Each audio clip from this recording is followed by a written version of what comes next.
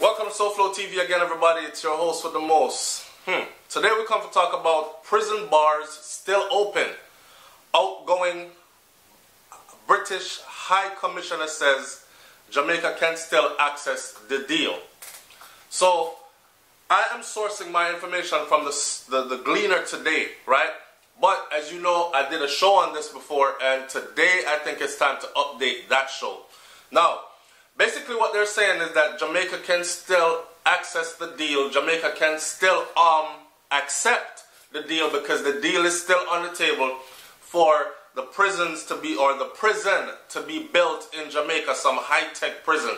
Now remember when I did the video, SouFLoTV said Jamaica don't need any more prisons. We're a small island and we don't want to be a small island filled with prisons and imprisoning most of our citizens, like places like the United States of America, who have the most people in prison in the world, right?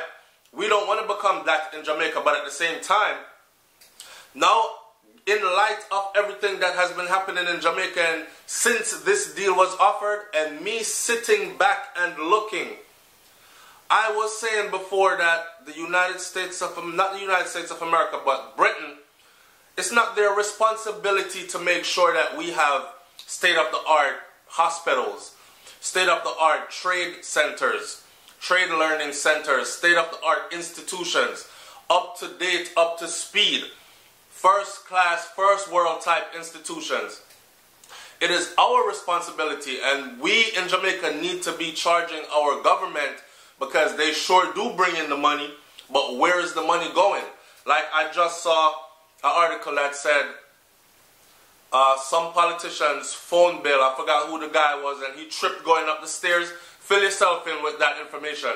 His phone bill alone on a monthly basis can actually pay the salary of 110 workers. So if you think there's no money there to be spent, there's money there to be spent, but those in a certain position, they bring the money in, they squander the money in all kinds of ways. And that is the reason why Jamaica does not have, and we have to hold somebody responsible. So in light of my first video on this topic, where I said that we don't, Britain rude, disrespectful, think we're idiot, tech with a fool, you know what? I'm looking at it again.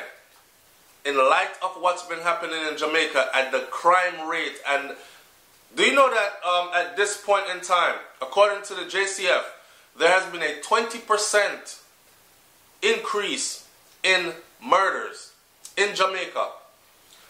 But then I'm saying to myself, Jamaica access this deal, build new prison, but we're not catching the killers, so who are we housing in these new prisons? Are we going to be making new prisons for people to pal off and act nice in there? Let me say my take on this, and let's read through this article first. So, this article was published in the Gleaner July 13th of 2017 here.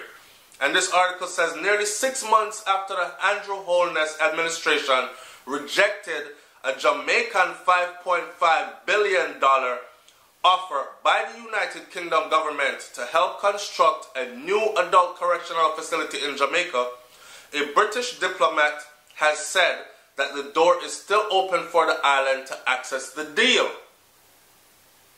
If the government were even to want to discuss it again, my door would be open, as with my colleagues in London, said outgoing British High Commissioner David Fitton. In January, the leader of government business in the Senate, Kamina Johnson-Smith, told lawmakers that the administration had turned down the UK's offer to build a modern prison in Jamaica.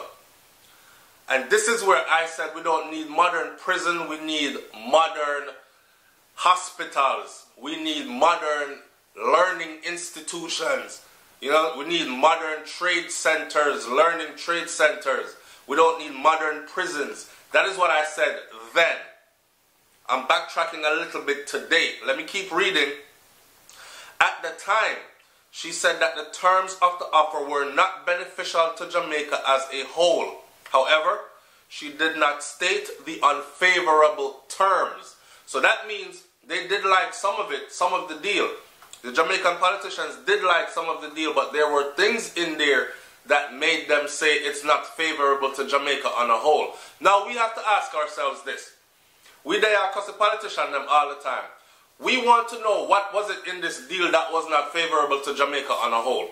That's what we want to know, because I don't know too many politicians that are favorable to Jamaica on a whole. They're more favorable to their bank account and their family, personal families on a whole.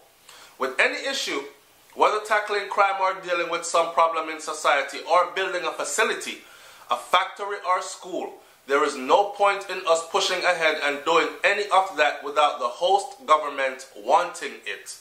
Of course, and that's what the British High Commissioner told the Gleaner days before his tour of duty ends in Jamaica. So he's currently in Jamaica and he'll be flying out soon. And this is what he's saying, which makes perfectly sense. You can't just come. Basically, he's saying we can't just come Jamaica, start build prison, school, factories, anything without the consent of the host government, which would be Jamaica's government. That's like me coming into your house, setting up my furniture them and all that. It wouldn't be happening, not without your permission anyways, correct? Alright. Jamaica's decision is respected, he said. According to Fitton, the UK government respected the decision of the Holness administration, which indicates that it had other priorities and as such could not accept the offer. We also want to know what those other priorities are. As a condition of the prison deal with the Jamaica and the UK signed a non-binding memorandum of understanding in 2015.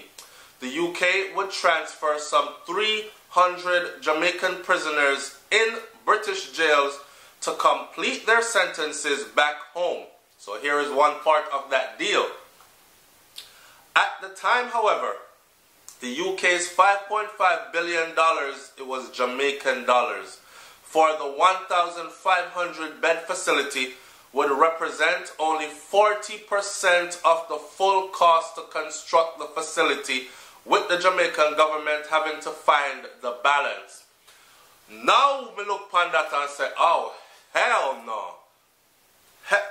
Now I understand perfectly why. Check it. The island's two main correctional facilities, which is Tower Street Adult Correctional Center and the St. Catherine Adult Correctional Center, are severely overcrowded with deteriorating, outdated infrastructures, and the two facilities were built in the 16 and 1800s, respectively. Alright. Watch this. The UK diplomat said that in 2015, when the British Prime Minister David Cameron visited Jamaica, an offer of £300 million was made to the Caribbean to assist with infrastructural development to the Caribbean, not to Jamaica. Fitton said that Jamaica was now taking advantage of an allocation from that funding to support irrigation projects in southeast St. Elizabeth and other initiatives to come on stream shortly. In other words then, politician thief for the money and it not gonna reach nowhere, because I bet no irrigation system and all these other things that are about to come on stream, I bet none of these things pan out. You know them have road in Jamaica where have big pothole in them where me can drop in and me are over 6 feet tall, and them hole that then from I was a picnic. I may see people come mix like a mall cement and thing and cover the hole, and 2 years down the road the hole dig out again, and it's the same thing over and over, and they're saying who's responsible for this constituency? How come these roads are never fixed? And if they are, they're patched up momentarily, while the funding that was set forth for these projects never fully go towards these projects. It's the same damn thing. Around and around in a circle we go. On the issue of crime, Fitton said that the Zones of Special Operation Bill, which cleared Parliament on Tuesday, is a measure that is worth supporting. It looks as if it incorporates the right sort of checks and balances, he asserted. We will work with whoever wants to implement that in the best way we can. Under increased pressure from Jamaicans to address the upsurge of violent crimes, the Holness administration passed the Zone of Special Operation laws, which is aimed at clamping down on criminal activities in volatile communities. with the Governor General's signature expected to be affixed to the statute shortly, the law should be ready for implementation in a matter of days. Alright, so in a matter of days, there are going to be communities that are going to pretty much be on lockdown in Jamaica. These are known as volatile communities, and the Homeless Administration, under pressure from the people because we're tired of it, can't take it no more, crime in the communities, in the country, violent crimes at that. So, under increased pressure from the Jamaicans to address the upsurge of violent crimes, the Homeless Administration has passed what is called the Zones of Special Operations Law. So look out for those, right? Now, in my closing to this is what I'm going to say about the prisons. I want the prisons in Jamaica to be so deplorable, so nasty, so dirty. So I want it to be a place where, because Jamaica right now, think about it, you have people that are committing murder and are getting out on bail, and them tell them to go sit down over there so and report to here so every other Wednesday or every Monday, Wednesday and Friday until your court date. Then they lost in the system. They're lost in the system. You never hear about their court date, them being sentenced again or anything like that.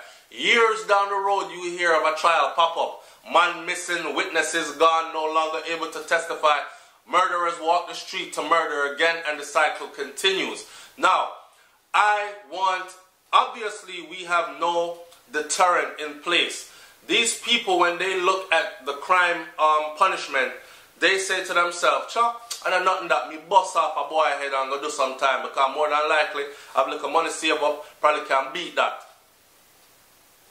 If it was a case where our prisons are so sickening that just the very thought of having to be introduced to one of those places would make you shudder and say, oh, hell no, then that is another means that is put in place to be some kind of a deterrent. So on that note, I would still say no, notwithstanding the fact that what Britain was offering would be only 40% of a 1,500 bed new facility, and then Jamaica would have to cover the other 60% when we have more pressing issues. Mr. Holness is right. More pressing issues like stopping crime, like outfitting the place with cameras in places that I have said in other videos that they need to be, like becoming up to speed in technology, putting more boots on the ground as far as criminal investigation goes, like eradicating corruption out of our judicial system so that we can have proper procedures towards punishment for crime, speedy trials, these kinds of things. Now, in closing, I'm going to say this. We're not trying to build no pretty prison where when time the man them go to prison in a Jamaica or woman them, whoever is committing these crimes, the criminals go to prison, them can pull off and relax and say, boy, nice in here, you know. You can't have shitty living conditions outside and good living conditions inside of prison. So people are come from hard life outside, me can't find food to eat, me can't find good clothes to wear, me I suffer out here, and then me lick down a man, bust up a man head, go inside, and when me go inside, life nice in there. For one, I'm going to become institutionalized. I'm not going to want to come back out because it's hard for me to survive out there. It's easy for me to survive in here. For two, my conditions, living conditions out there are deplorable. Living conditions are acceptable in here. We cannot have that. Right? On that note, I'm closing this video out, and I would like for you to leave your comment in the comment section below. It's SouFLoTV, man. Like, comment, share, and subscribe. Let me hear what you have to think about it. Alright, I'm up out of here. Peace.